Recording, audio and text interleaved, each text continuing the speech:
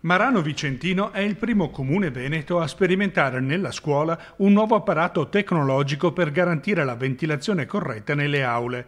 La guerra contro il Covid è una battaglia che si combatte su più fronti e il ricambio dell'aria è uno dei pilastri del protocollo contro la pandemia.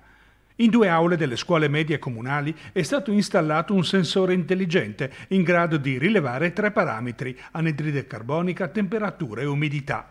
Attraverso un algoritmo predittivo, il sensore è in grado di indicare le soglie ideali per preservare la qualità e temperatura dell'aria. Una luce LED comunica in tempo reale la situazione con diverse colorazioni. Il rosso indica la necessità di ventilare l'ambiente per disperdere microdroplets, sono veicoli di virus trasmessi per via aerea, CO2 e gli inquinanti. Il viola indica un progressivo miglioramento della qualità dell'aria che diventa buona quando la luce diventa azzurra, segnalando così la possibilità di richiudere le finestre, evitando sprechi di calore e raffreddori. È una soluzione già adottata in 112 istituti scolastici italiani, ma che per la prima volta a Marano è in grado di pilotare anche l'apertura automatica delle finestre.